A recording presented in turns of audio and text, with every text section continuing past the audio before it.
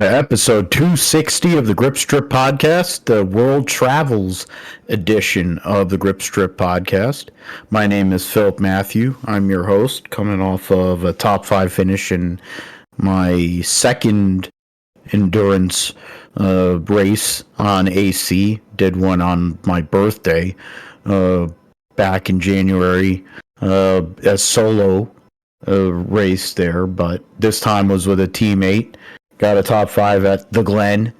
But someone who is well versed in the sim racing game, a guy who is able to win in all different forms of cars, the iRacing Indy 500 champion, a computer genius, gentleman and scholar. His name is Josh Fine. What's going on, man? Doing great, Phil. Of course. Yeah, the sim racing, all of that. I've been able to win in a lot of stuff, but it's been a good amount of racing that we've had the last weekend. Of course, a lot of stuff happening in Las Vegas and Australian Grand Prix. F1 is back, so we'll be able to talk about all the shenanigans that happened over the weekend and all that. And also in the other sports, we got March Madness going on right now in University of Florida. Their best chance to win the tourneys in like probably a decade now since the Billy Donovan era. So honestly, pretty pumped about that. So a lot of good stuff to get into tonight. Yeah, absolutely. You have Auburn. You had Charles Barkley spelling a multi-syllabic word yesterday somehow, albeit he needed to write it down because of that great Auburn education. Hopefully St. John's can make a run. Then I might actually be a little more interested for the first time since the year 2000, and really the first time since the 80s when they're a legitimate contender. So we'll see what they're able to do. But yeah, Josh mentioned Las Vegas for NASCAR last week. Josh Berry and the Wood brothers come through to win. Locked themselves into the playoffs. Josh Berry gets his first career Cup Series win. Miles Stanley, the same. Wood Brothers, a 101st victory in their great history. The 20th, they said, I think it was like the 20th driver or somewhere around that has won in that car for that team. So we'll get in all that. That took place in the Pennzoil 400. There was a lot of different pit strategies and things that went down there. Pits were a big issue in general that during the race on Sunday. We'll mention all the people who had problems. Most well-known examples were Kyle Busch and Chase Briscoe and Chris Bell. Then Justin Allgaier holding off Eric Almirola in the Xfinity Series. Corey Heim getting his first legitimate win of the season in trucks.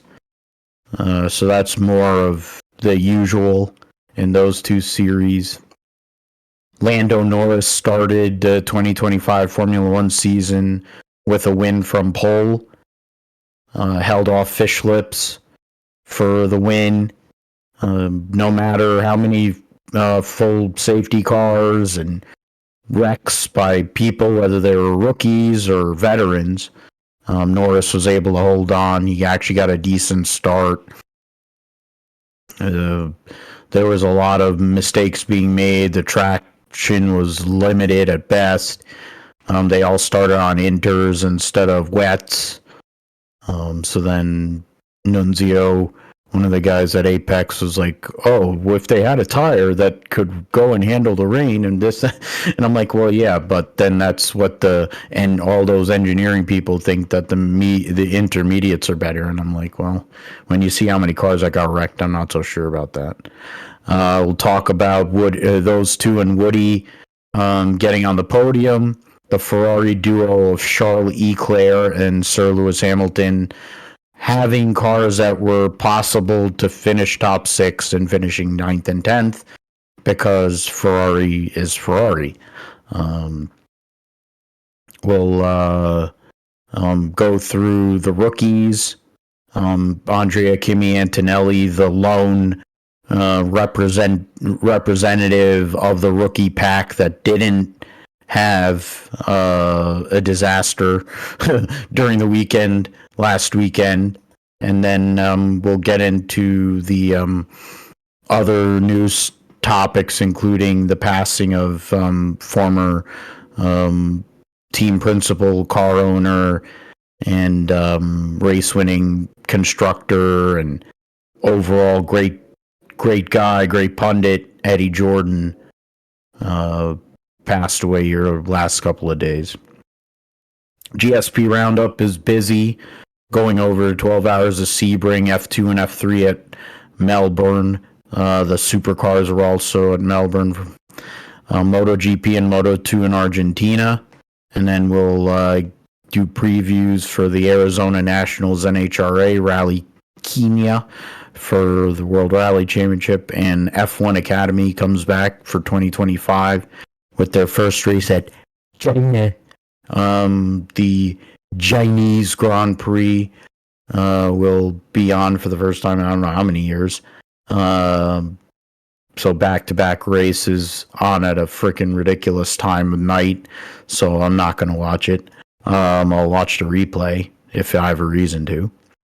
A race I will be on at a reasonable hour will be the IndyCar race at the Thermal Club. This year, a points race after they had an exhibition. Last year, they didn't resurface the track. They made some adjustments to some corners, but it's still really rough. So it's going to be a tire eating race. So tire management is going to be the name of the game there. We will make previews and picks for both Formula 1 IndyCar and then NASCAR, the triple header at Homestead-Miami for the last time in its current in its current configuration, in a sense, because I think the next time they go back to Homestead-Miami, they'll have repaved the track and they'll have done a bunch of capital improvements, which hopefully also includes them getting back into the playoff and maybe even the final race of the season like they were for so many years. That would be a good thing for the sport in general. It's also on fire over there too right now. Yeah, and there's fires are over there too. So, we got thinking of those affected in the area at this time. So much chaos and nonsense going on right now, and it's just unfortunate. Josh will let us know all things going on iRacing Gaming in the sim segment, and then we'll call it a day. First, the Pennzoil 400, Las Vegas Motor Speedway. You had okay, so yeah, they sent a clarification. We're gonna mention that. Of course, he would have that as a sponsor. He had Hulk Hogan as a sponsor last week. Now he has Jake Paul on his car this week. God, Richard's a douche. Anyways, it was a pretty interesting race. A lot of lead changes on Sunday during the race at Las Vegas. There was 32 lead changes amongst 13 drivers. You had Michael McDowell qualify on pole for Spire and then drop like an anchor. He recovered, but to get a okay finish. Kyle Larson won stage 2, led the most laps. Gumby Cindric led the second most laps, won stage 1. But they ended up, Larson was 9th and Cindric was 6th. Then you had Joey Logano, who led 40 laps, multi-time winner at Vegas, finished in 15th. And you had Tyler Reddick, who led 34 laps, and he finished 24th. So it was a mixed bag in a sense. And in the end, the way the pit strategies worked out, it wasn't your usual top 10. And another thing that wasn't usual or hasn't been usual for many, many years is a 21 car up front. But Josh Berry, Miles Stanley, that whole group have gelled quickly. And Josh Berry is a Cup Series winner. And the Wood brothers are back in victory lane. They said it was the first time that they've won in 2 consecutive years since, I think, sometime in the 80s, I believe they said. Yeah, sometime I think it was during Kyle Petty's time running for the Wood brothers. I think it was 86 and 87. Yeah. So that tells you how long it's been for the Woods for winning in back-to-back years. Josh Berry, the winner over Daniel Suarez. Ryan Preece, third place finish. I think that's his ties or is his career best in Cup. William Byron fourth. Ross Chastain was fifth. Stayed out. He did strategy with tires, trying to hold off at points during the race. Cindric, Alex Bowman, AJ Allmendinger with the top 10 finish. Larson and Clyde. So all the Hendrick cars were in the top 10. Brad Keselowski, 11th. Christopher Bell going for 4 in a row, finished 12th. Christopher Buescher, 13th. Justin Haley from 33rd to 14th. Joey Logano, 15th. I mentioned McDowell. Chase Briscoe, who had a loose wheel, and then lost 4 laps because he had a 2-lap penalty. And whatever, and somehow or another was able to get all those laps back because of all the cautions and get back to 17th. Eddie Richard in the maggot Hulk Hogan beer car finished 18th. Riley Herbst had finished 17th, I think, in every race up until Phoenix.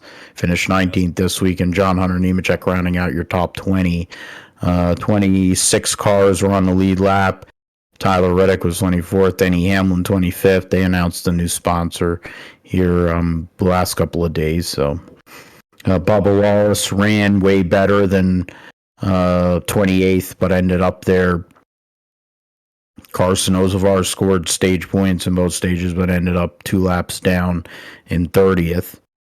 And that was the last car that was kind of running in his end. So Blaney had a nightmare weekend, wrecked in practice, and then wrecked again, on a restart. That was a multi-car incident, 7-car incident. That was him. It was on the back straight. Him and Bubba were the 2 main guys that were taken out of that deal. A lot of the other guys, AJ Allmendinger was able to recover, but there was varying pit strategies and there were different pit road issues, but one person that didn't make any mistakes and was able to make the restart when it counted or make the move when it mattered was Josh Berry. And to another Josh, Berry is one of the last of a dying breed in terms of motorsports. Somebody who came from nothing, came from having to work in the shop, build his own stuff, etc., and go and win. And what better way to do it for one of the historic teams in NASCAR too.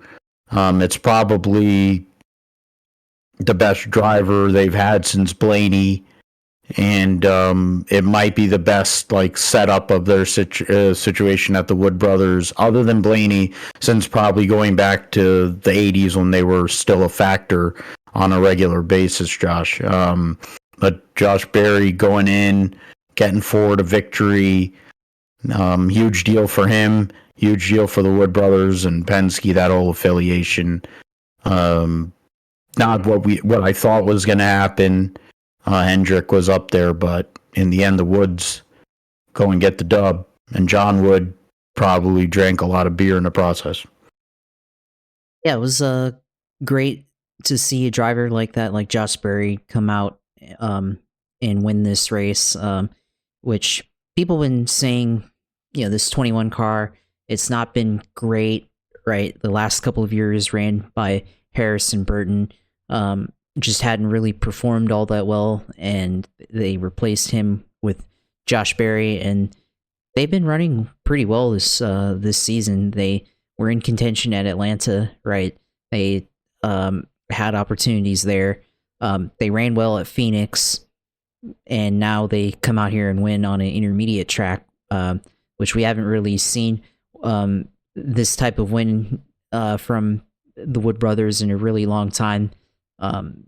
They haven't really won that much since their heyday, but now they've got a guy in Josh Berry who's really, really good, and certainly better than what he was last year in the 4 car, and comes out and hangs around for most of the race, and just strategy, being able to put them up front, and he went and took the lead there with 8 or so laps to go from Daniel Suarez there, and got the win there. So it's significant because of that. Now you have this early in the season, he's locked into the playoff here, and certainly you got to give the team a lot of credit for being able to do this. I think the other caveat is that a lot of people say, well, this is really just the 4th Penske car and all that stuff. But despite all of that, I mean, they had to hire him to be the driver, and they still, on Sundays, they still have to execute all the strategy. So give him a lot of credit for making that win happen. So it was great to see that, and just a guy that kind of came up through the short track ranks. Wasn't sure if people would ever get his opportunity because of sponsorship and stuff, but Dale Jr. had a lot of faith in this guy. It's finally paying off here, and everything. And one other thing you had to mention is, I mean, he also kind of came through iRacing too, because that's how him and Dale Jr. met, was through iRacing, and Dale was able to put him in a car because of that. And now here we are, Josh Berry getting his first win, and they announced this week that he's going to be doing the throwback for the 21 car and Lotus, which great throwback car, and certainly he's a fitting driver for that. So Josh Berry gets his first win. Sure, it's going to be many more maybe this year, but certainly in his career.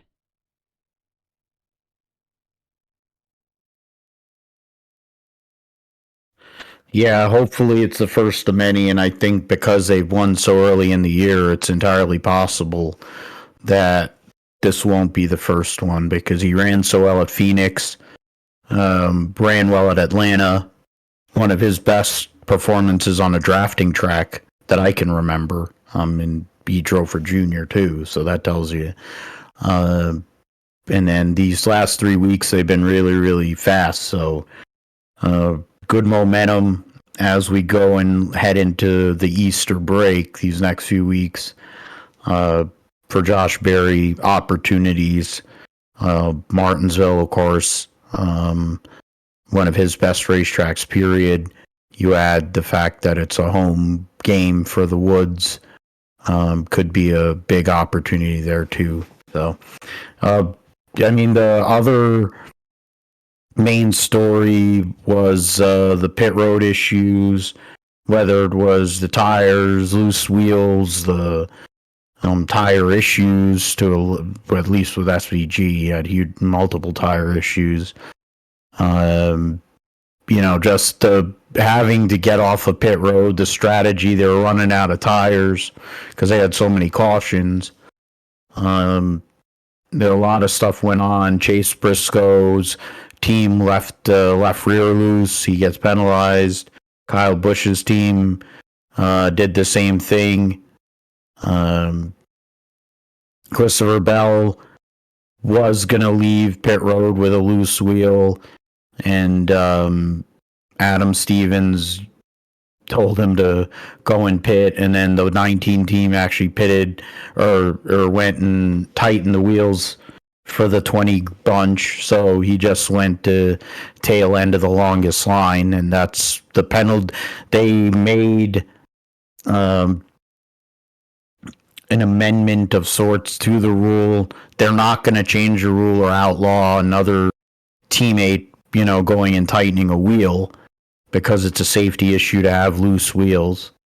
But if you make, but it means you're going to go and get sent tail end of the longest line or a pass-through penalty. So there you go. I guess the pass-through is a new option. And then there is another penalty if you were to make any, it says, I think, what was it here, based on NASCAR.com, if a vehicle receives service in another team's pit stall for competition adjustments, the vehicle may receive a lap or lapse penalty. So that's interesting. But I mean, with the single lug, and I guess Larry Mack actually showed the cutaway deal, and they showed how the wheel, the setup is with the pins and trying to seat the thing on there. And then you also have these like little lock nubs or something that are supposed to come up. I'd never seen that up close like that before. But I mean, these guys are pitting these cars in 11, 12 seconds for 4 tires, whatever it is. And the pressure is on. Relatively speaking, it's hard to pass with the car. So you know that you're probably going to make the most ground on pit road, Josh. So it's just because it was just one weekend where there's a rash of incidents? Or is this something that we should be concerned with going to another 1.5 mile racetrack, especially a track as demanding as Homestead in regards to tire wear, and how tight the pit road is? The pit road's one of the tightest pit roads in all of NASCAR. So are we in store for more of that this weekend after what we saw last weekend? I mean, that's an interesting question. And yeah, I mean, the single lug stuff is always going to be an issue. I mean, it's been an issue before, but never, I guess, to the level that we saw at Las Vegas, where it seemed like it was happening to tons of teams. But we've seen, throughout this year, even where one or two cars have, had an issue on pit road where the lug nut falls off or the wheel falls off, and they have to, go on 3 wheels back to pit road. And they've changed the penalty this year, but I'm trying to find it. But one point that I saw from Bozzy this week or during the race was that I guess Las Vegas is the way the pit road is at Las Vegas makes it challenging for teams to be able to, for crew members to be able to go through a 10-second pit stop. And I guess because of the way it's curved or whatever, for some reason makes it tough for them to be able to go through their normal pit stop and make sure they get all the lug nuts on correctly or something. So there's I guess there's a challenge with the Las Vegas and the pit crews. That was what I remember him seeing, or tweeting out. But yeah, Las Vegas, I guess with this track, I mean, I would think that it's just an isolated issue, because I don't think we've seen anything from Homestead in the past where we had this many issues. But I mean, could happen to another car again next week. But hopefully it's just 1 or 2 cars that have it, like we, I guess, are kind of used to seeing, where teams trying to shave off that 10th of a second, or trying to get as much of an advantage as they can, or just as soon as you drop the jack, you hit the gas and go out of pit road, but they don't make sure that the tires are secure on the car. So Yeah, there's a lot of factors in that, of course, but yeah, you mentioned Chris Bell with the way that he was able to get off of pit road, and get extra service from his teammate in Chase Briscoe's pit crew. But I mean, I don't, people, I feel like, if you're going to complain about like, oh, they gained an unfair advantage. Well, I mean, what's the alternative? Losing your wheel and possibly crashing out and taking out other cars, or, just taking the penalty and going to the rear of the field. Because I think you're admitting defeat as soon as you, pull over to pit and get that. Now, should they, okay, let's say he didn't pull into a teammate. Let's say he just pulled into some random car. Would they still do it? I guess I don't think they would, but obviously, it's it's an issue. So, don't think that it would help anybody. I saw another forum where I guess like they're saying, well, what if they start refueling? Like, oh, like, okay, let's say he ran out, they didn't put enough fuel in Chris Bell's car, and then he pulls into Chase Briscoe's pit or whoever from Joe Gibbs, and they top him off there real quick. I don't think that would be allowed either. So I don't think that I think it's a safety issue when it comes to that. So they have to help him out and get them service and all that. But I think it's just limited to this track. But we'll see how teams continue to try to gain an advantage of some kind. Could we see more of this? Which I guess that's kind of the criticism to to having this single lug car or wheels. So seems like it's just NASCAR that this really happens. We don't really see wheels fall off in F1, and their pit stops are way faster than NASCAR's. IndyCar, I guess there's been a time or two where that's happened. But I mean, the only one that I can remember is Graham Rahal a few years ago at the Indy 500. IMSA, I don't know if this really happens, and supercars, I don't know if this really happens. So, it's just NASCAR being NASCAR with the pit crews continuing to take advantage of the single lug net, I guess. But and NASCAR not, I guess, designing a good enough design to where this wouldn't happen on a regular basis. So yeah, it's more on that part. Yeah, I agree that it's typical. I mean, amongst all the issues this car has, you can add that to the list, of course, but then that's been obvious in general. The points heading into Homestead this weekend, Byron, the points leader overall,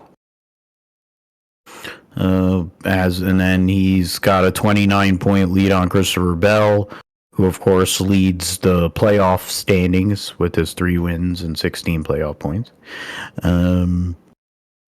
Tyler Reddick is third, Chase Elliott, Alex Bowman, your top 5. So that is 3 of the, and Larson 6. There you go. So 4 Hendrick cars in the top 6 in points, and then 2 Toyotas. First Ford is Ryan Blaney in 7th, Joey Logano in 8th, Buescher in 9th. Ross Chastain rounds out your top 10. Josh Berry is 13th in points, but of course he's locked in to the playoffs. I'm trying to think where Blaney, the best Blaney ever did with the Wood brothers. I don't remember offhand. I have to check again. Probably go on Racing Reference. But the playoff standings, Reddick, Clyde are plus 45 over the cut line, Bowman plus 42, Larson plus 38. Richard and John Hunter Nemechek are tied for 16th. McDowell is actually 14th in points. Wow. Hamlin's 13th. Kyle Busch is 2 points out. Preece is 14 points out in 18th. And then Daniel Suarez and Chase Briscoe minus 22. In the Xfinity Series was the Laguna NASCAR Xfinity Series race. That was basically a 3-driver battle. You had Justin Allgaier, who won, Eric Almirola finished second, and then Connor Zilisch, who finished 9th. Those are really the 3 guys that stood out. Sammy Smith qualified on pole, he finished 14th. It was a junior motorsports benefit. Otherwise, I mean, there's the big 4 teams I mentioned in our pre-show outline that really are above and beyond. You have JRM, which is Hendrick. You have Gibbs.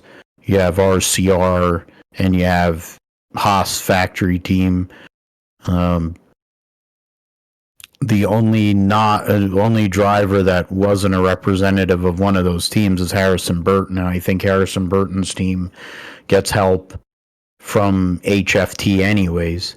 So those 4 teams are basically imposing their will.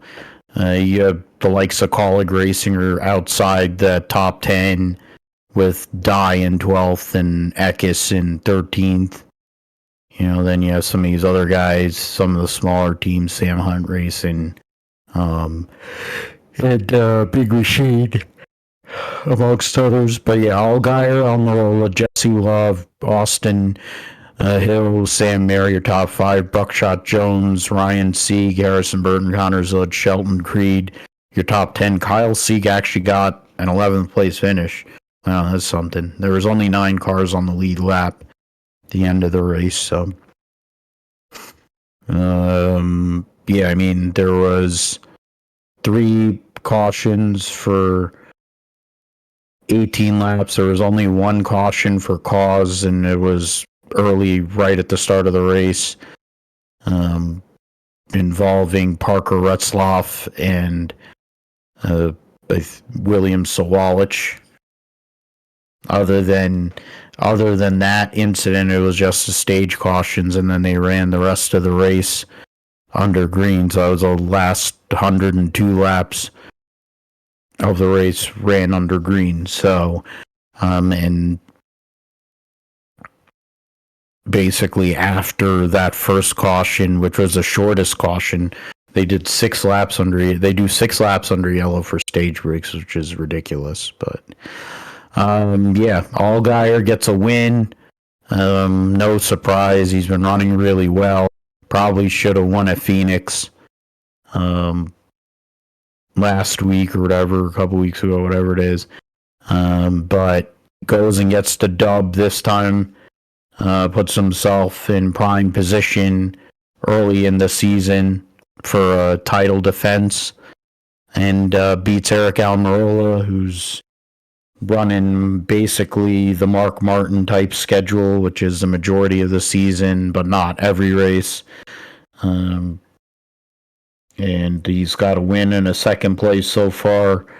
And he's going to end up probably being in the top 10 in points, not racing every week, which may be a problem, I would say, for some of these guys that race every week. But either way, 2 veteran guys get the win, or go and battle for the win. And yeah, I think that's really all I have to say about it. What were your thoughts, Josh, on the race on Saturday at Vegas? Don't really have much to add there, but it's good to see Justin Allgaier come out and win here at Las Vegas, a week after they kind of got screwed over at Phoenix with the way that played out. And it's fitting that the guy that kind of benefited from that, and Eric Almirola, was there paddling him there towards the end for that win. But Allgaier starting out, I mean, he's had an otherwise good season, so no surprise that he's leading the points here by 19 over Jesse Love here early here this season. So they're off to a good start. They've shown a lot of pace so far. So keep the momentum rolling here. Of course, it's a kind of a JRM benefit at this point. Connor Zilisch also led 28 laps here in this race and started third. So good run for the young guy. Of course, already has a win, but want to see how he is on ovals. So, which he's done pretty good so far. So, good result there for the rookie, of course. And yeah, you mentioned Eric Almirola with, I guess the way the points is going to work. He could honestly make the playoffs if they allowed him to win be in the playoffs. So, being in 11th in points, while having 2 less starts than the entire field is actually pretty incredible. And average finish of second. So, really going on that Mark Martin part-time schedule. So, we'll see if that plays out later in the year. But of course, proving that the 19 car is still pretty fast there at JGR. So, yeah, we'll see how they do this week with Justin Bonsignor with an unsponsored car over at Homestead. Multi-time modified champion Justin Bonsignor trying to do the same thing that Ryan Preece did years ago. Basically, utilize running for Gibbs in an Xfinity car and try to angle that into an opportunity either for full-time Xfinity or some sort of full-time opportunity, or maybe get in a cup. That would be something. But Josh mentioned the points there. You have Hill leads the playoff points with 9. He's 4th in points. Allgaier does lead the overall points and is 2nd in playoff points. 19 above Jesse Love. Sam Mears plus or minus 30 in 3rd. Hill minus 40 in 4th. Sammy Smith in 5th, and Eric Almirola.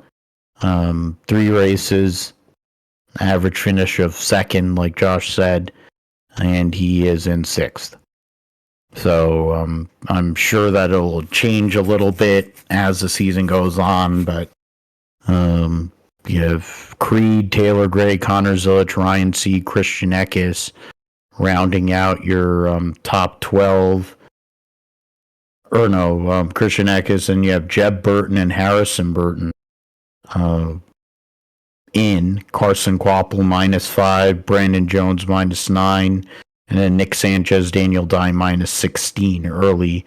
5 races into the Xfinity Series season.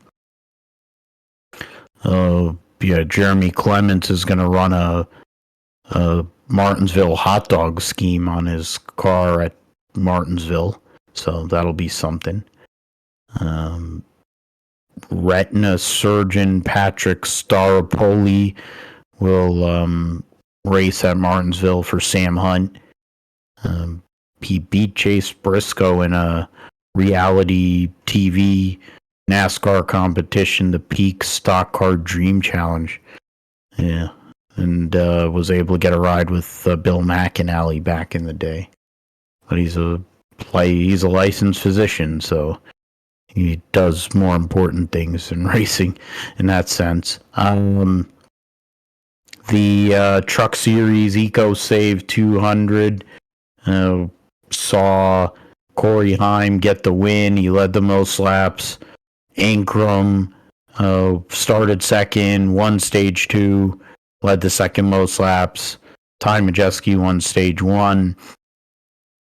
Heim over Enfinger, Tanner Gray, Majeski, Lane Riggs, your top 5. Stuart Friesen, Rajak Ruth, the defending race winner. Chandler Smith, Matt Crafton, Tyler Ankrum, your top 10. Justin Haley, just outside the top 10 there. Caden Honeycutt, another solid run for the 45.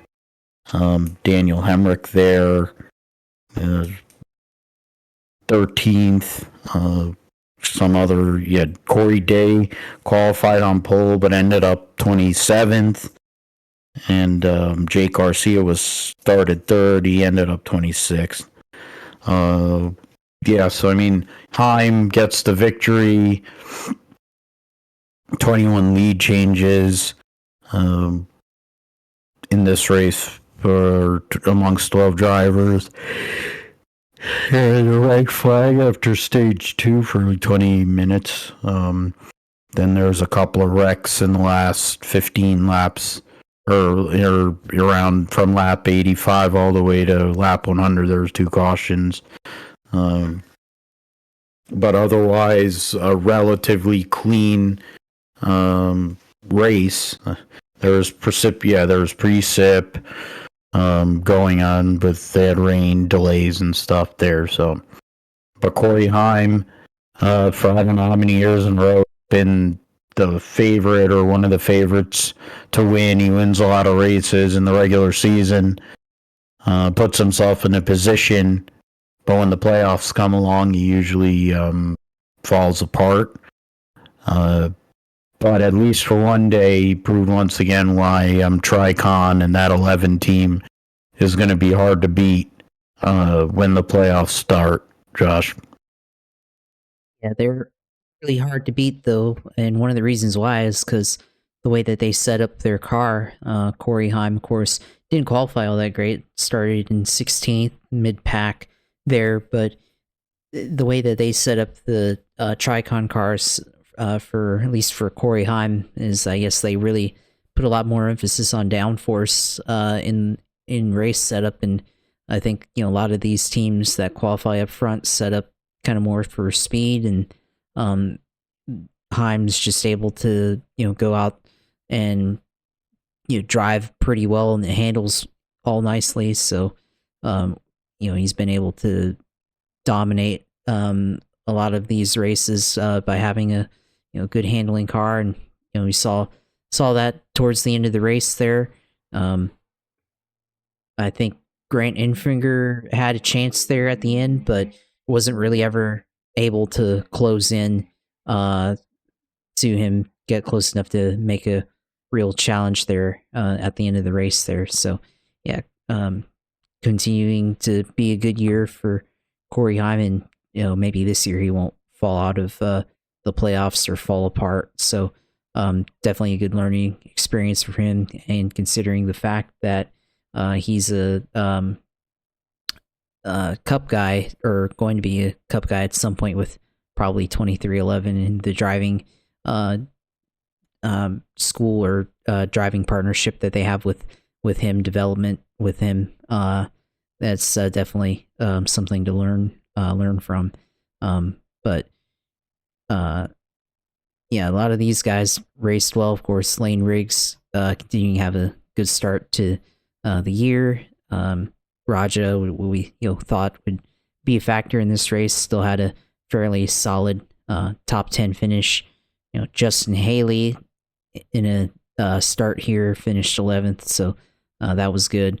Tyler Ankrum, of course, had a good run as well, but they fell apart towards the end, and he wasn't happy in his post-race interview, if you saw that there. Who else was in this? I guess besides that, I mean, not too much happened. Of course, the rain was definitely a factor, though, in this. But I guess the only other thing that I saw in the truck series that was kind of noteworthy, that might be worth a discussion, that maybe we could talk about, is I saw this thing with Tony Breidinger. They had a highlight or a story on her, and I guess her contract with Toyota is not actually a driver development contract, but rather an influencer and marketing contract. So, that's interesting in that respect, how that it works, because, okay, well, why don't they have somebody else in that car? Because her teammate is there winning races, and, she's at the back of the field, and that's not to disrespect, but it's like, well, what are we doing? It's kind of the opposite spectrum, going back to Catherine Legg's situation, who has proven herself, as a woman in racing, right? And then you have an influencer who looks good, who maybe has some talent, but, clearly that, I mean, she has the same access to stuff as the other guys, but, well, her, but the intention of the contract is not the same as maybe the other people in the Toyota driver development program there. So I saw that article over the weekend, and I don't know, I thought that was really interesting in some respects. So I wanted to highlight that caveat there. But at least her teammate in Corey Himes out there winning races, and maybe he'll have a shot at the championship this year. We could rename it the Miss Hummer contract, because that literally was what she was there for, was for being an influencer and swallowing loads, not for driving ability. But in terms of Breininger, she's just like whatever Amber Balkan, just out there, dart without feathers, but great with social media. There's women, and we're going to talk about some women that are good racers in the F1 Academy here later on, but it's things like that, you want to talk about respect to racing, and then, talk about women in racing, and it's like that's the kind of stuff that keeps women down, is when you just have somebody in a truck as an influencer.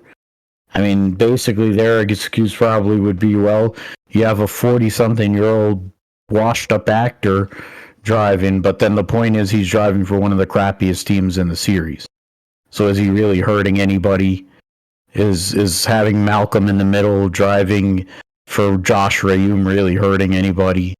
Not really. And then Ford Performance Development driver situation is so pathetic that they basically had to hire a mid-30s guy to go and come in, and that's their young gun, and Josh Berry. Because other than that, like, I can't name anybody. I guess that means Sam Mayer. I think it's really Sam Mayer and Sheldon Creed, but Sheldon Creed can't even win a race. But I don't know. Whatever. It's Tony Breidinger. What do you expect? She isn't taking loads. She's not really doing anything. Corey Heim, one legitimate win. It says he has two. Majeski is plus 60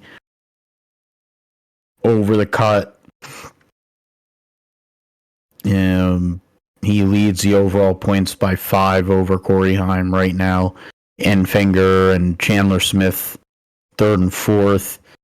They're 8 points back. And then Stuball is 21 points behind Majeski in 5th.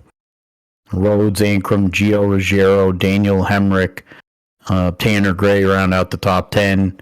Tanner Gray's 3 points out of Lane Riggs, 4 points out of Jake Garcia, 9 out of Bailey Curry, 11 over Caden Honeycutt, and 14 over Matt Crafton.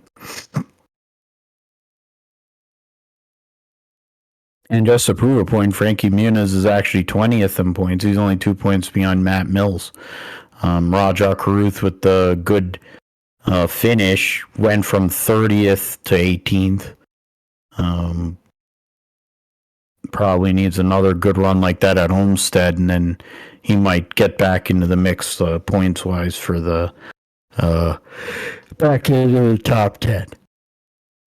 All right, so Formula One, the Australian Grand Prix last week at Melbourne, first time since 2019 that they raced at Melbourne for the season opener. The qualifying was a little bit chaotic, but in the end, the race itself was more chaotic. A lot of destroyed cars and destroyed egos, for that matter. But Lando Norris, who's probably the favorite or one of the favorites to win this World Drivers' Championship this year, started on pole and won. Fish Lips was second after starting third. Woody Russell started fourth and finished third. get back into that. Andrea Kimi Antonelli gave Mercedes a 3-4 finish. Alex Albon gives Williams a top 5. Lance Stroll, Nico Hulkenberg. Those might be the only points Sauber gets the whole year, unless there's rain again. Charles Leclerc was 8th. Oscar Piastri spun out when the rain hit and had to do I forget what he credited that back reverse maneuver that he had to do to get the car out of the grass.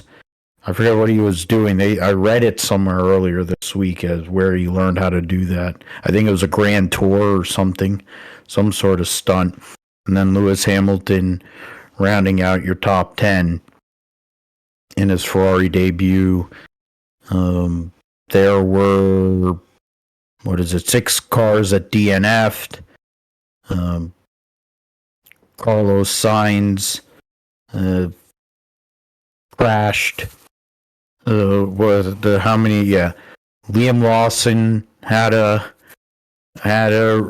wrecks and stuff. Bortoletto crashed. Fernando Alonso, Carlos Sainz, Jack Doohan, and of course Isaac Hadjar just getting out of the pits wrecked his Toro Rosso. So Lando Norris led all but 2 laps of the race this past weekend, and I don't think it's really all that. It wasn't really all that shocking. I think we were pretty much saying that for our picks. You picked Piastri, Lando to be 1-2, and that's where it was going. I picked Lando and had Fish Lips on the podium, but in third. I don't think there was much that deviated off of that, really. McLaren was the fastest. Red Fool, at least with Fish Lips, seems like they have something to fight with. Mercedes, I'm not sure how consistent or how frequent it'll be that they'll be up there as the next team. And then Ferrari has a little bit of work to do amongst the top 4. And then in the next tier of teams, I think Williams is a big surprise after this weekend and the performance they had. But I guess what did you get out of that, and what are your thoughts after a very eventful Australian Grand Prix, Josh? Yeah, it was a really eventful Grand Prix. Since they showed the weather being really, really wet, you knew we were going to be in for a really interesting race. The rain made it certainly a very compelling race at a place where racing hasn't really been that compelling, I guess. But certainly with the inters and the different tire strategies that teams were going on, definitely made for an interesting race there. But yeah, to start off, with all the safety cars, of course, Isaac Hadjar crashing out on not even making it barely out of the pits and crashing out. Really bad situation, and yeah, credit to Lewis Hamilton's dad for comforting him in that scenario there. So yeah, really, really bad there for him. And dang, actually, I was looking at the results here. They don't even have his name listed on Racing Reference for some reason. But yeah, that was really bad for Isaac Hadjar there. But hopefully he can recover from that here next race here in China. Jack Doohan, of course, crashed as well here. Didn't even finish or didn't even complete a lap, and felt also really bad for Carlos Sainz, who had a good qualifying result and was running probably in an opportunity to run well, considering how his teammate ran debut race for Williams there, and also falling out early like that. So yeah, that was unfortunate, and definitely with the way that these yellows happen, definitely made for very interesting race there. I mean, as far as our picks go, I mean, I thought Lando would figure out a way to throw the race away, and that's why I picked Piastri there. But then, as soon as Piastri spun out, I was like, okay, this is Lando's race. I thought at some point, because it looked like Piastri had better pace, but at some point I thought it would happen. But then as soon as they were trying to scramble to get back onto because the tires, of course, weren't good for the wet conditions, going back from, I guess, the hards back onto inters, and you saw Piastri there spin out and then reverse his way back onto the racetrack. That was his race, and it was just a battle of him trying to get back into the points, which he was able to do. But certainly, that's a disappointing result considering what the pace that they had, that they could have had. So, it was disappointing, I guess, overall for Piastri. But at the top, you have Lando and Max, who I think everybody expects them to be the two title contenders this year, and certainly does show symbolizing a changing of the guard, sort of, maybe, for Max versus Lando there. So I think we all kind of expect Red Bull to not be as dominant this year, and certainly with McLaren coming out of the gate, both their cars having race-winning pace, and one of them winning certainly shows that storyline there. I think for other guys, I think obviously all the rookies had troubles, of course, but one rookie that didn't have trouble, Kimi Antonelli there, with a really good result, fourth place there. So finished better than Lewis Hamilton, and of course replacing Lewis Hamilton there over at Mercedes, and he has a really, really great result. Albon, of course, good result there, which I think I thought I saw something where, I guess, Carlos Sainz was actually kind of giving them information on the Ferrari strategy, just kind of intuitively understanding how Ferrari was going to call their race, and kind of relaying that information to Alex Albon there, and that certainly helped them get a top 5 there. So very interesting there. And of course, Ferrari, which at one point, I thought Lewis Hamilton in the lead there for a lap, really thought maybe he might win or have a shot at it, but of course Ferrari continuing to show that they just aren't good at strategy, and already Lewis being screwed over. Introduction to his first, the first day of school at Ferrari, and already issue there, and getting the Ferrari experience. So we'll see how Lewis is able to, with his experience and his knowledge, can he help them get a better strategy, or just let him call the strategy? So we'll see how that works. And of course, got a shout out to Charles Leclerc as well, with his water quote in the thing there. With, "There's water here in the car. Leakage where? I have the seat full of water. Must be the water. Let's add to the words of wisdom." So that was a good radio exchange there. So definitely Ferrari off to, I mean, at least they got points, so it wasn't totally a waste. But I mean, certainly still have a little bit of work to do on pace. But then when you have an opportunity to take it, they just don't do it with the tire strategy that they had. So could have worked out, but didn't. But definitely, I think the rain made it interesting for sure, with who was going to be on inters versus going on to the hards and into the dries. So you definitely saw a lot of talent there with drivers being able to manage that all in the wet. So yeah, definitely made for a very interesting, definitely a late night for me there, but definitely a very interesting race there to start the first race of the year.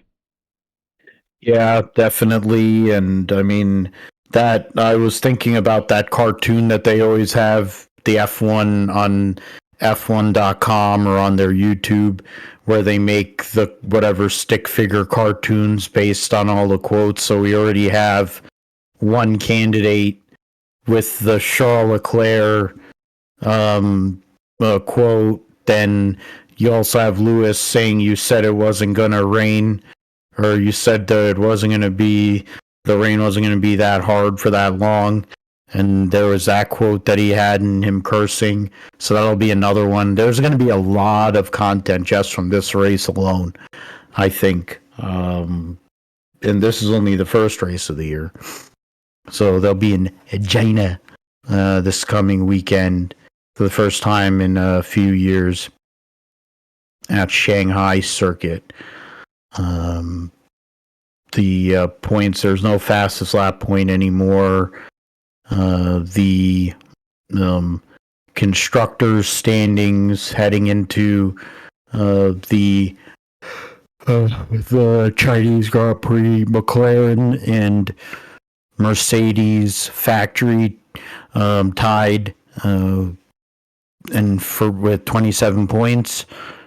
Red Bull with 18 in third, Williams in fourth, Aston Martin in fifth, kick save Sauber sixth, and Ferrari in seventh.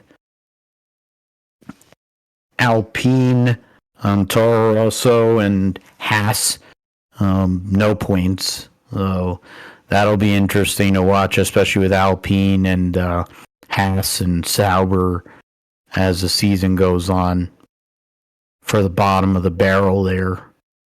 They'll have a couple weeks off and they'll go to the Japanese Grand Prix and go from Japan to Bahrain. That's quite a logistical deal there. I looked back out of curiosity on that Wood Brothers question from a little while ago, and Blaney, when he won at Pocono in 2017, that year they finished 9th in points. So that's the best anyone has done for the Wood Brothers in a full season. DiBurrito actually finished 13th in points in 2020. But yeah, Blaney 9th in points, 4 top 5s, 14 top 10s, and I think it says 2 poles, I believe. Is that, yeah, 2 poles. Yeah, that was the best Wood Brothers have finished in the points since they came back full-time Cup racing in 2016. They hadn't been better then, and that finish in 2017 was the best they had since 1994 in Morgan Shepherd, or 1995 actually, and when Morgan Shepherd finished 11th in points. And then MW55 actually finished 14th in points in 96. Wow. Okay. And that was really the end for the Woods. Then the bottom started falling out for them after that. But yeah, we will move on. I said the points, and of course Eddie Jordan passing away. He was a pundit. He did podcasts with David Coulthard.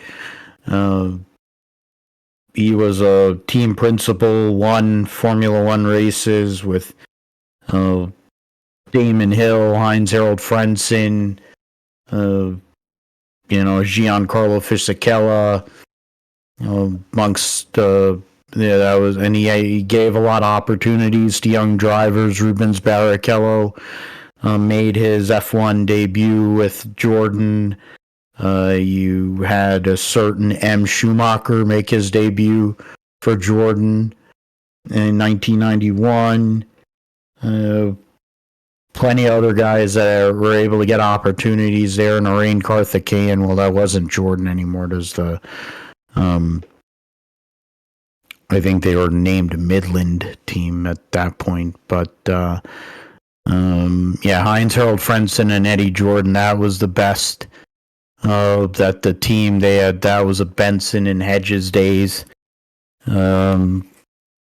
Jordan ran in Formula 3 for yeah, he's like the Catalyst Riders Racing, so it supported subsequently to recruit Jordan after for Stefan Johansson. Oh wow. Steve Johnson drove for him. That's something. Appreciate joining. More responsibilities in team magic. You were shown the way by Eliza Thackwell, DeChesser, Sarah, potentials and pension for that's the and the one the end. Yeah, Pink Floyd. Yeah, the most famously Martin Brundle raced Ayrton Senna in the 1983 British F3 Championship. And they battled for that, and of course, Senna beating Brundle there. Oh wow, John Watson had originally tested the Jordan. Wow, interesting. Back in Jordan, Gary Anderson launching Blackheart and Fire Camel. They just go to Lacey to Tyrrell and said named the Jordan 9-1 Norton 191. Yeah, I'll show them both. Energy Travel 7 Up in Fujifilm. Yeah, so I mean, it came from humble beginnings. He wasn't a rich guy. He was somebody who had to work his way up and was able to win. And he was a disruptor of sorts, but he was also someone who cared a lot about his people and his drivers, and cared about the sport, and that's why he was involved for so long. And in the late 90s was the peak, of course. But yeah, so that was it's sad to hear. He was someone who had a lot of life and had a lot of energy and passion. So it's a tough loss for Formula One as a whole, losing someone who had so much energy and positivity in the series. We will switch over to a more positive news in the WeatherTech Sports Car Series, IMSA WeatherTech Sports Car Championship, the 12 hours of Sebring taking place last weekend. Porsche getting a 1-2 finish with Nazar, Tandy, Lawrence Vantor, number 7 getting the victory, so sweeping the first 2 races of the season. Matt Campbell, Kevin Estre, Matthew Jaminet second, and then the number 93 Acura with Nicky Lee, Renger Van de Zanda, and Alex Palou was third. The 31 Wheel and Engineering Cadillac was fourth, and the BMW number 25 was fifth. There were 6 cars, and then the Proton Competition Porsche was 6. Those are the 6 cars that were on the lead lap. In LMP2, Tom Dillman, Bejoy Garg, and Jeremy Clark for Inter Europol got the victory over the Tower Motorsports team, John Ferrano, Sebastian Bourdais, and Sebastian Alvarez. And then the TDS Racing team, Stephen Thomas, Mikkel Jensen, Hunter McElray. Then in GTD Pro, Lauren Heinrich, Klaus Bachler, and Alessio Piccarello for the AO Racing Rexy car. The defending class champions get the win over the Paul Miller Racing teammates, the 48 in front of the 1 there. And then the Ferrari Dragon Speed Ferrari was 4th, and the Ford number 64 led its teammate home, and they're 5th and 6th in class. And then in GTD, Windward Racing Mercedes, Russell Ward, Philip Ellis, Indy Donche over in the 57 over the Vassar Sullivan Lexus of Jack Hawksworth, for Parker Thompson, Frankie Montecalvo, and then the Heart of Racing Aston, Tom Gamble, Casper Stevenson, Zachary Robichon. And of course, there was a debut of the for the Aston Martin GTP car. I'm looking where that car finished. The Heart of Racing number 23 car. I'm looking for it. 023 is there. Can't. Why am I missing the car? Or is it numbered something else that I don't? Is the number 3 there? Number 40. That's GT number 23. Oh, okay. So they actually finished. They finished 2 laps down in 9th. Wow. Okay, great run for them with the Valkyrie. Best sounding car by far.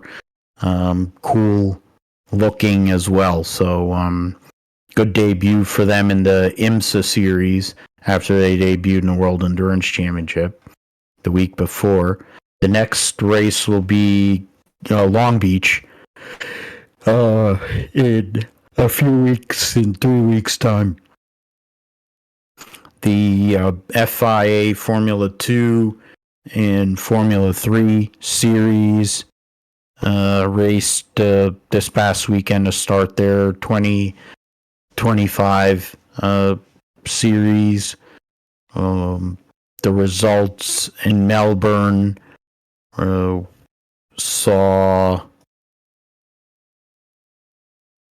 in the sprint race Santiago Ramos win over Stenshorn and Belinsky, Intrapuvisak and Zagazeta, your top 5.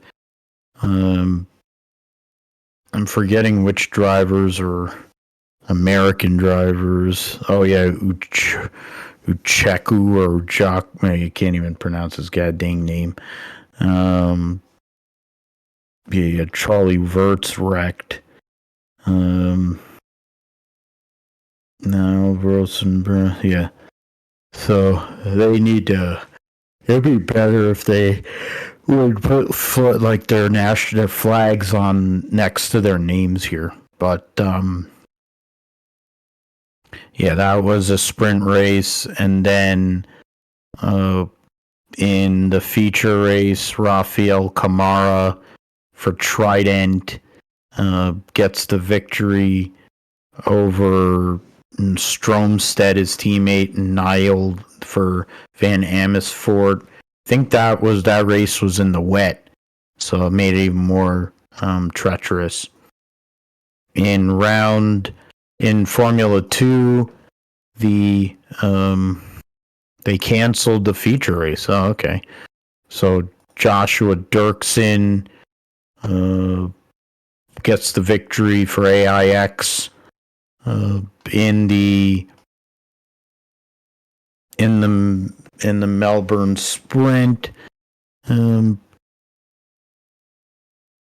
Yeah, they canceled because of the rain.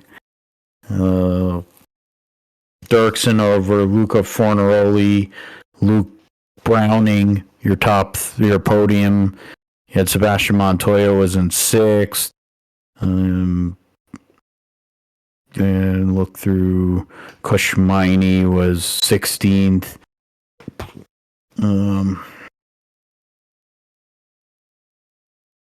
Qualifying session. Yeah, Jack Crawford had actually qualified third, but then had issues. They had 21, Bennett. Okay, so the next race for both series will be Bahrain. So they'll run back to back, I think, Bahrain, and then they'll run. So then Bahrain will be both series, and then F3 will take another break before they race back to back, or 3 races in a row. Imola, Monaco, and Barcelona.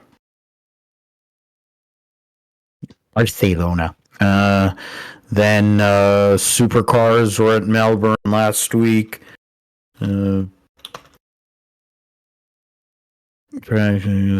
Taupo Super Sprint. The results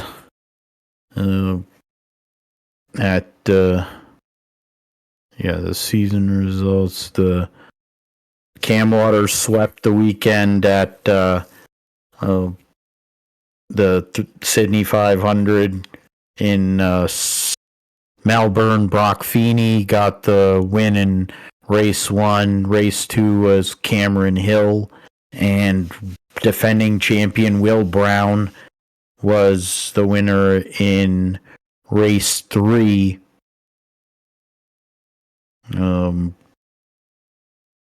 So that was and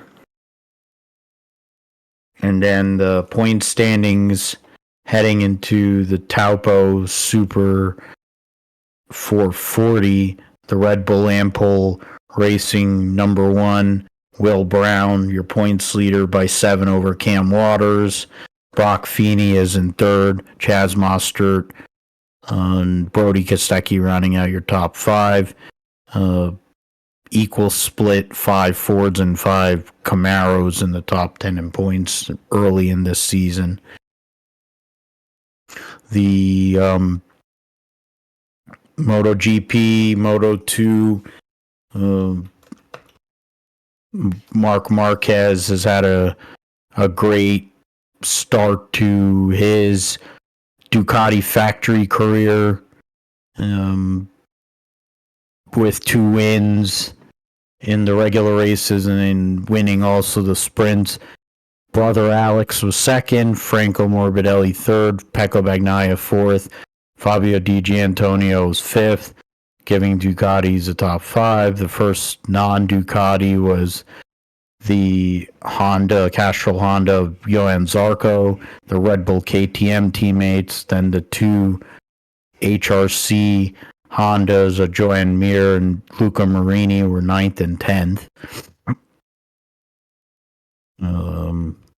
Ayagura was disqualified out of a top 10 position. And then results, the standings heading into next race.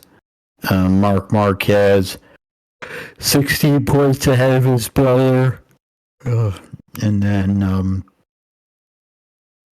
31 points ahead of Pecco Bagnaia. And then so only 2 riders that haven't scored a point yet in 2 rounds.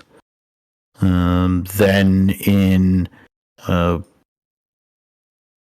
in terms of Moto 2, the results: Jake Dixon over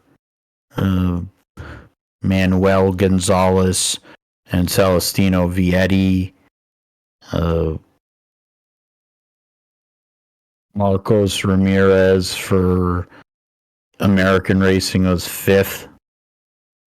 And Joe Roberts just outside of the points in 16th.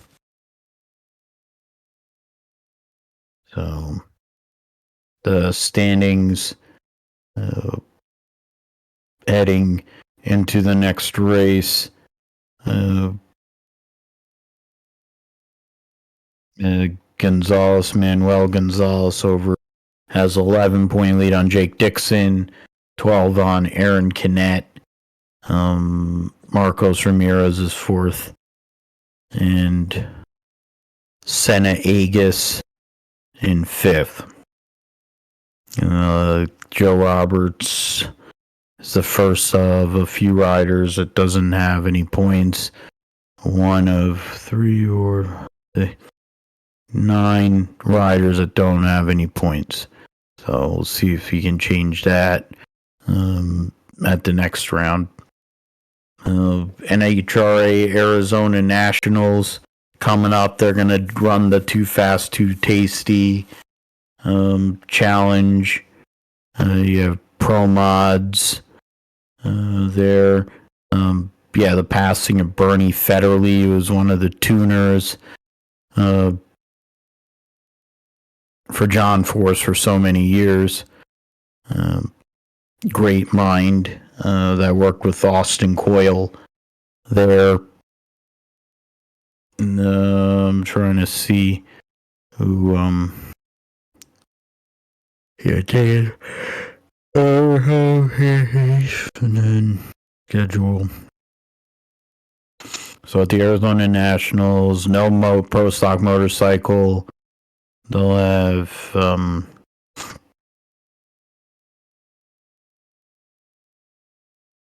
they'll have Pro Mods there along with Top Fuel, Funny Cars, and Pro Stock.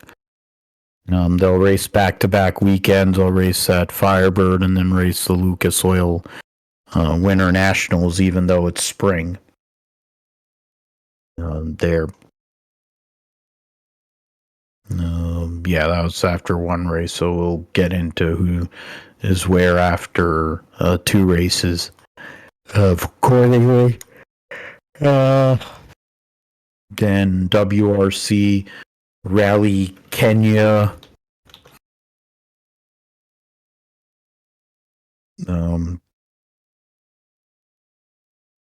Their race is already started.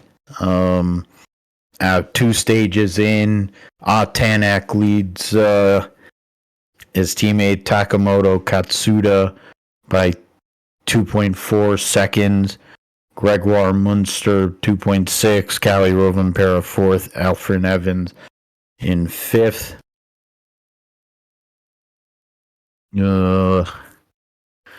Trying to and if info, rally information, the entry list in terms of Rally 1, 3, 4, 5, 6, 7, 8, 9, 10. 10 cars, 2 Fords, then, or 3 Fords, then 3 Hyundais, and then 4 Toyotas there. So, said Tanak, he's actually a Hyundai driver. Also, Hyundai over Toyota there early on at that rally, a brutal rally, very dusty race surface. And then F1 Academy, last but not least, leading into their new season, racing at China, Dorian Pan leads the opening practice session, which I don't think is that surprising. Massa Martina has been less than 10th behind with Chloe Chambers for Red Bull Ford, so one of the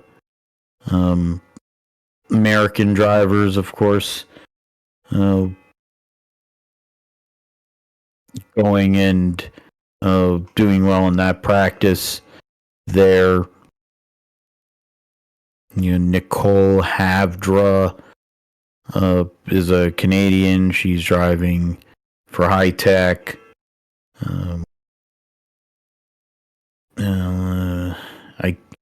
That is a name. Yeah, Courtney Crone driving for ART and for Haas. Chloe Chambers racing for Red Bull Ford, as mentioned.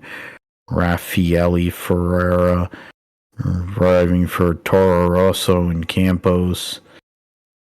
McLaren, Lloyd Motorsports. Aurelia Nobles driving for Puma. And then Leah Block. Yeah, I mentioned Dorian Pan, and Chloe Chong. Well, and then Leah Block driving for Williams and ART this year. So we'll see which ladies come out on top after the racing weekend unfolds. All right, so preview the Chinese Grand Prix, Josh. The picks, Josh, you went first last week, so I'll go first in terms of the Chinese Grand Prix. Grand Prix F1. Phil is going to go with Lando and Fish Lips. Lando, Piastri, Fish Lips. Your podium. What say you on the picks for the Chinese Grand Prix?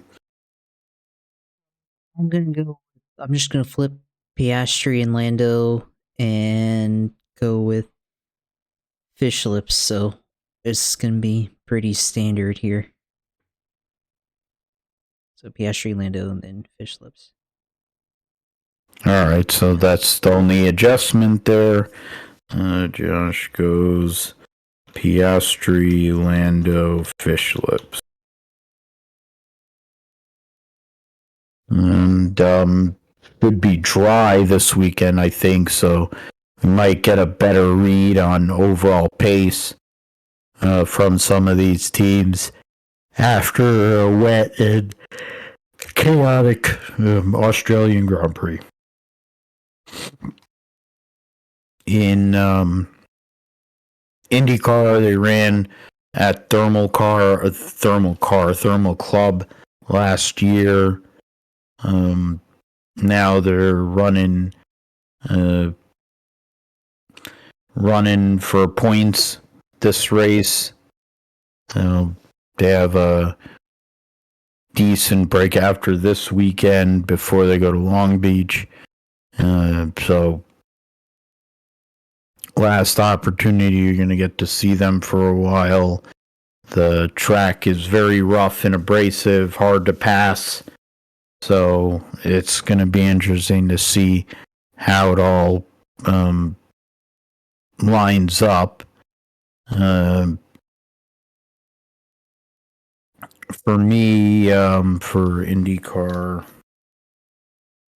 at Thermal Club, Josh, you get first picks here. Who are your choices for this race? Me, I guess I'm gonna go with Alex Palou win the Grand Prix here, or not real Grand Prix, but let's see.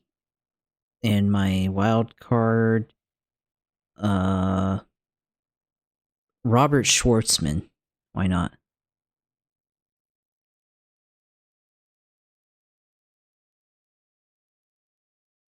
They won't be at as big of a disadvantage, the Prema team, being that they only had the one race weekend there and it was an exhibition race, so don't know how hard they really were going at it outside of Alex Palou. For me, the pick for this weekend, I am gonna go with Thermal Club IndyCar Grand Prix. Going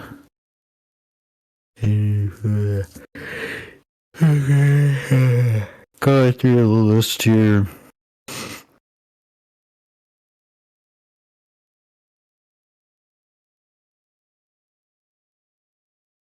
I am going with the Scott McLaughlin to win, and then my wild card will end up being Louis Foster. So, you want to put that in? Oh, yeah, then Phil is Scotty Laughlin, and Scotty McLaughlin to win, and Louis Foster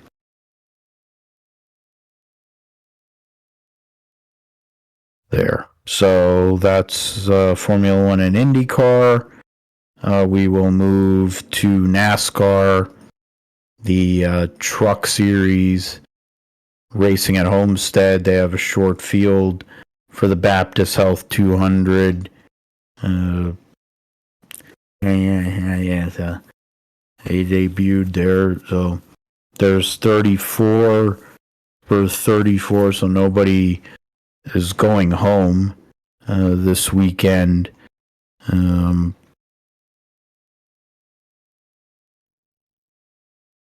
That's 34 for 36. I mean, so there's still nobody going home. Kyle Larson is in all three races this weekend. You mentioned Breidinger and her influencer contract hogging a seat. Corey Day in the 7. Stephen Parsons making a rare appearance in the 20. Got Ross Chastain in the 44 for Nice. Luke Fenhouse in the 66. I think the Freedom Racing Enterprises 67 is supposed to be that Ryan Roulette with the VFW sponsorship. And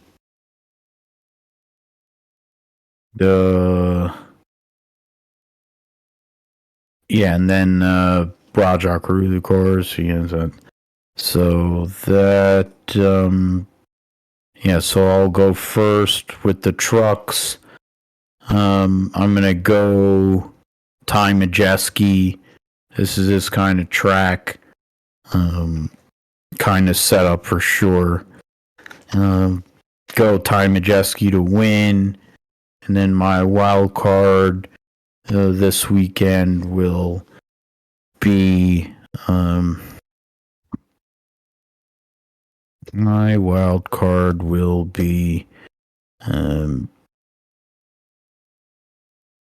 yes, you know what? I'll go real wild. He doesn't race every week. I'll go Stephen Parsons. Trucks at Homestead. Phil goes with Ty Majeski to win, and Stephen Parsons wild card. How about you, Josh? Who are you looking for to win and wild card? I'm gonna go with Kyle Larson winning here at Homestead. This is his type of track here, Homestead, trying to get as many chances as he can to win. So, I mean, he's gonna win there, I think. But, shout out to Spire for having 3 of the same cars on the track. It's gonna make it easy for the spotter's job. Am I right there? But no, my wild card. Man, it's tough. You brought up the wild card because the wild card will be how the hell are you going to tell all of them apart? Yeah, that is the wild card. That's the wild card in itself.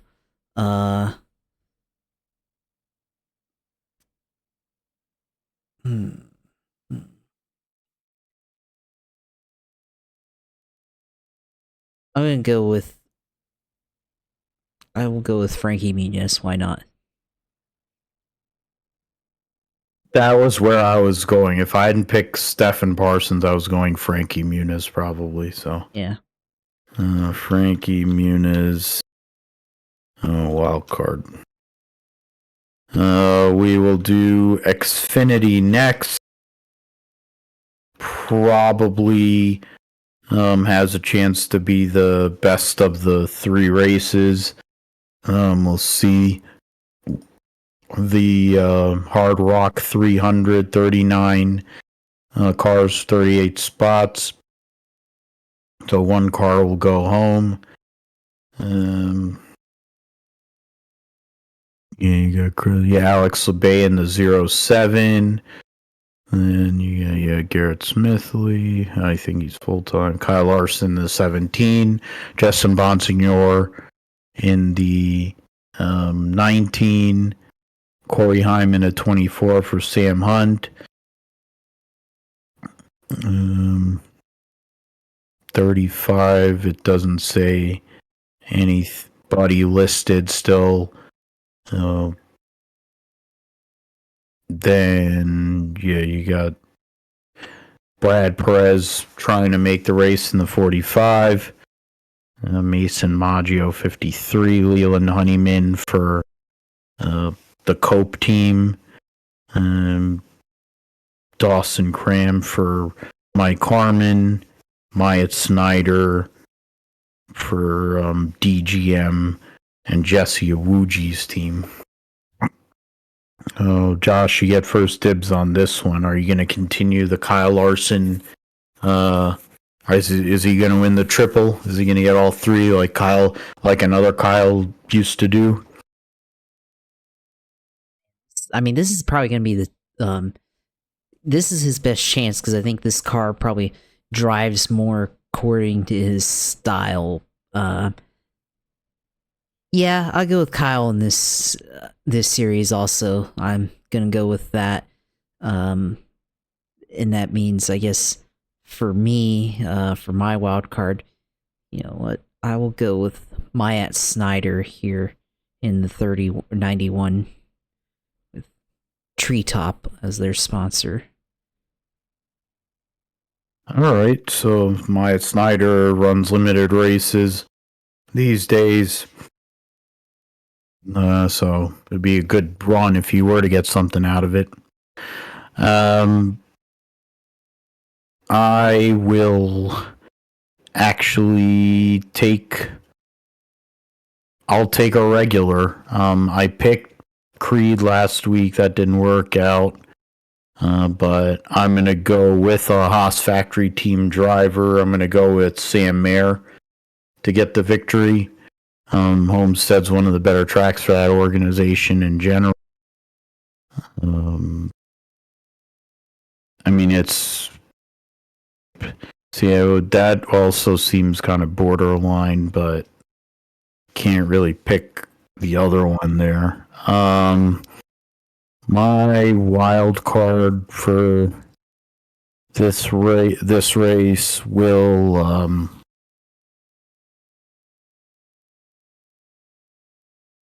my wild card for this race will be, you know what? I'll go with Parker Retzlaff. Why not? Paperboy. Parker Retzlaff. So I pick Sam Mayer to win and Parker Retzlaff wild card. Last but not least is the Straight Talk 400 at Homestead. And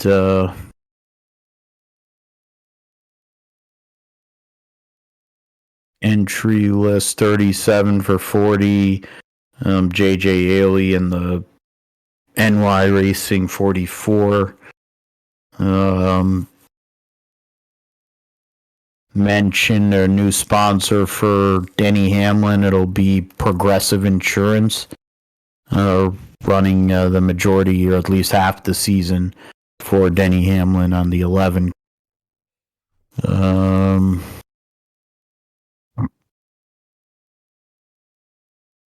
I get the first pick, and I picked Larson last week in my pools. He didn't get it done. This has the makings of a Kyle Larson benefit, but I'm going to go with Tyler Reddick because he's really, really good at Homestead too. And I think he's due for a victory. So Tyler Reddick is my win pick. And then wild card pick is going to be wild card pick will it's borderline too, you know.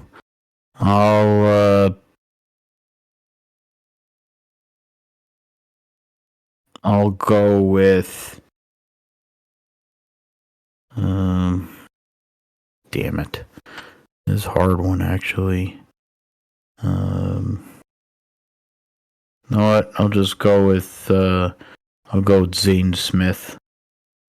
So then Phil goes Tyler Reddick. Zane Smith. Lockhart.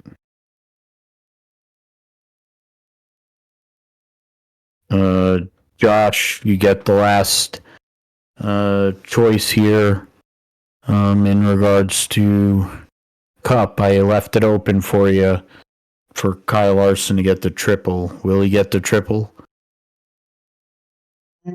Man, this is really tough here. I think this is going to be the hardest one, but I don't know. I mean, we've seen, so here's my thinking here is, 2022 he dominated this race thoroughly and won, right?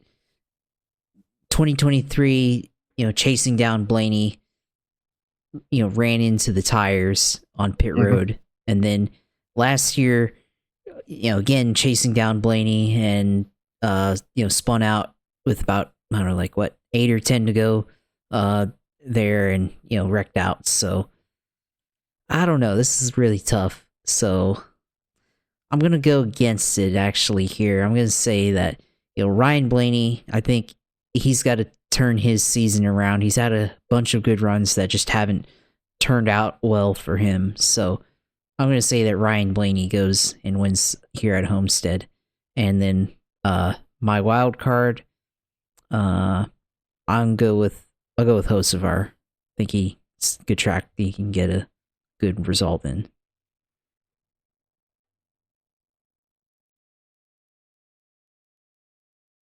Was Hocevar in theory eligible? Is he in the top half of the points? Okay, we can amend this here. Yeah, because I was gonna say he's 22nd in points. Okay, all right. So there you go. You're good. Yeah. So because of the bad finish he had last week, he was in the top 16. I think. After he had those good runs. So all right, that's a great pull, Hocevar, because that douchebag doesn't run over somebody. He probably could get a top 15 finish out of it. All right, so that's our picks. We'll see how good those picks are. As I always say, bet responsibly. And if you really are betting, probably go with Josh's picks. He's usually way more accurate than I am. And speaking of accuracy and knowing how to go and get the most out of a situation, Josh knows how to do that in the sim, in iRacing.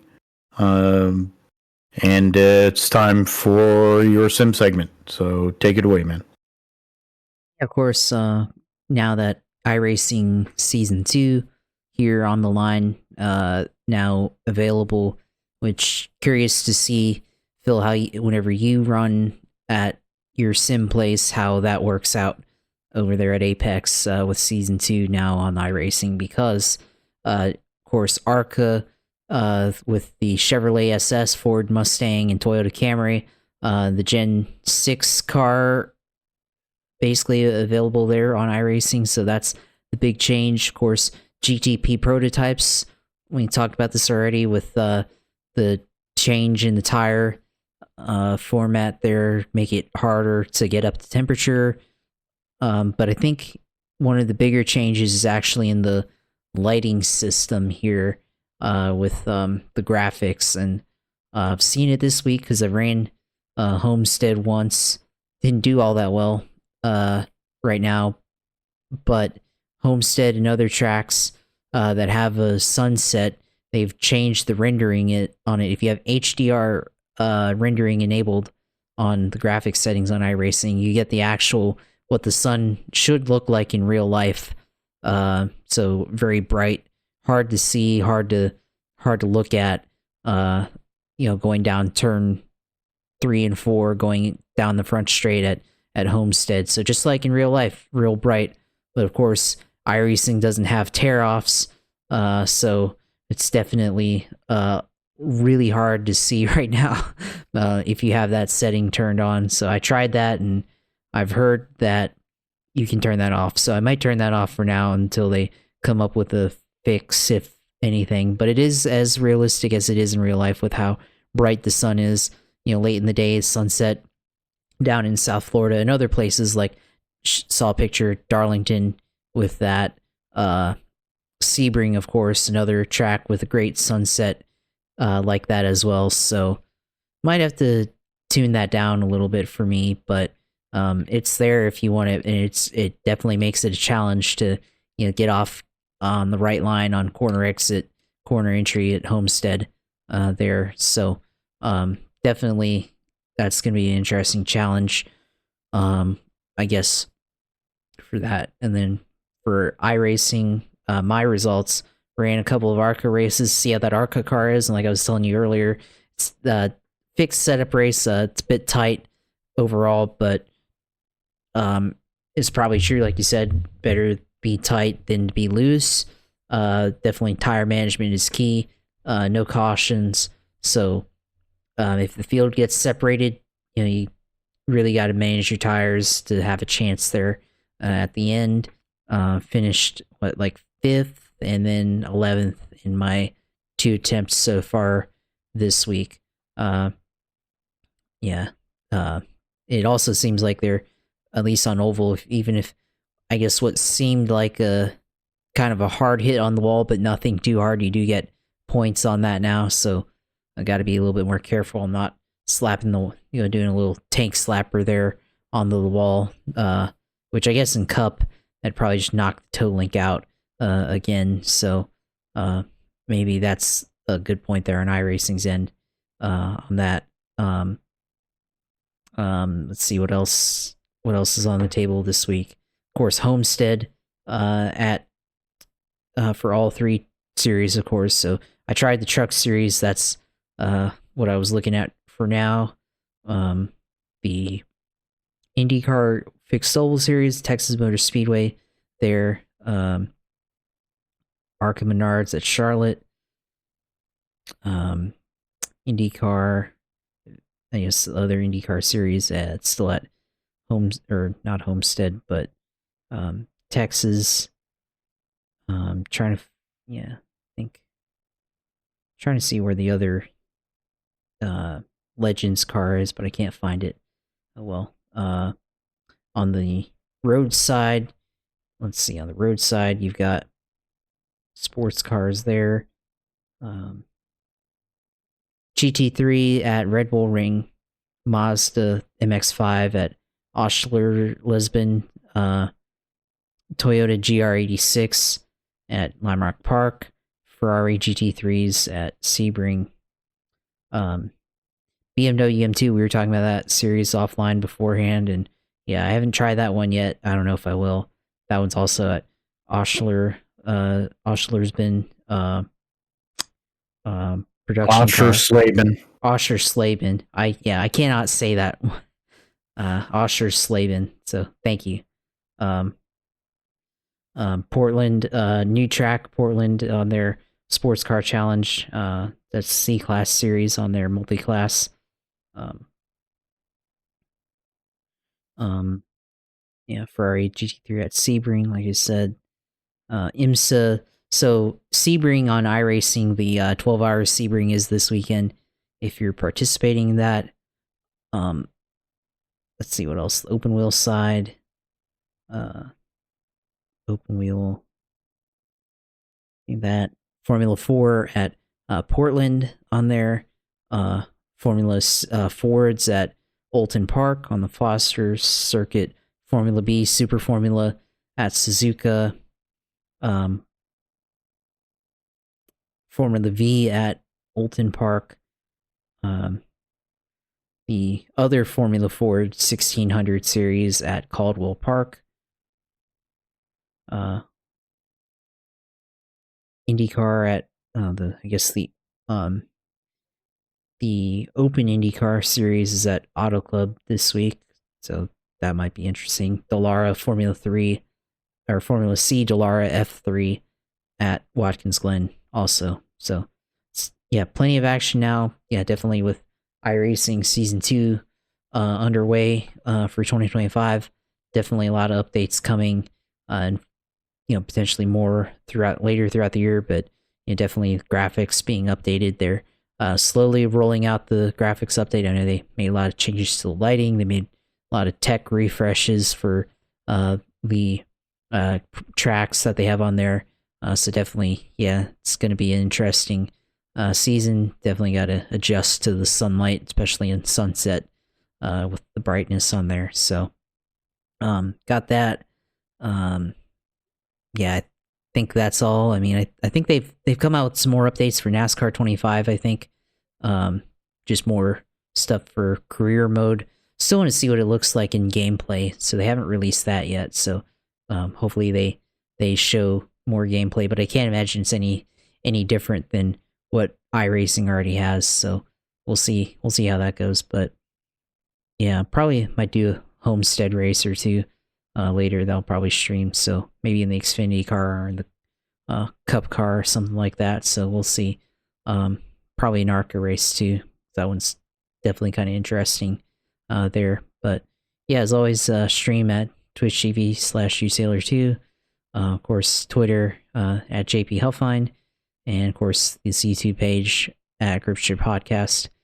Follow us on there. So yeah, should be an interesting week of racing this weekend. You got lots of NASCAR stuff going on.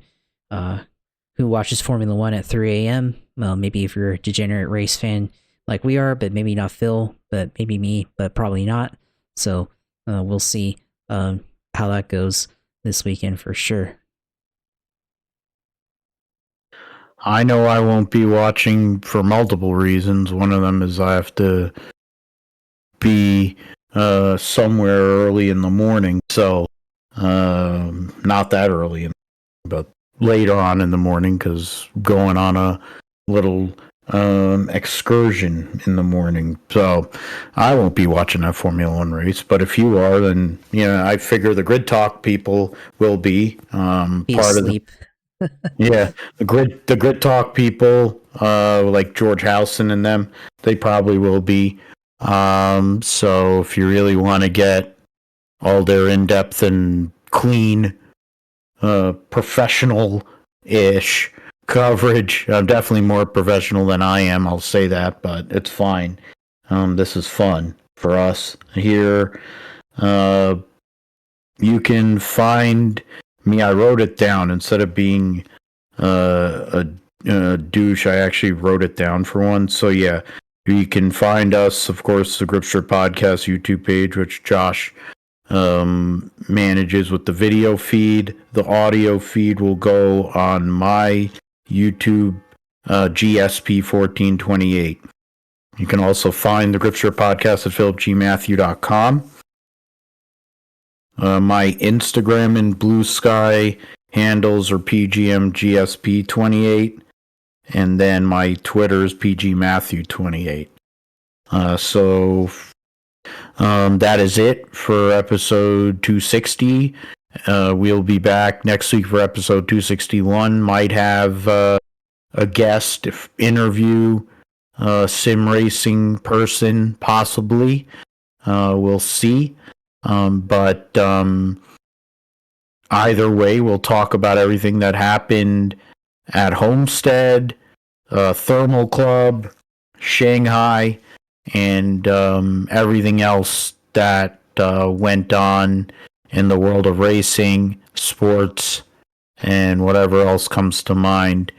We will talk about it all here on the Grip Strip podcast. So for Josh, I'm Phil. Thanks for listening. Thanks for subscribing. Take care. And we'll see you next time.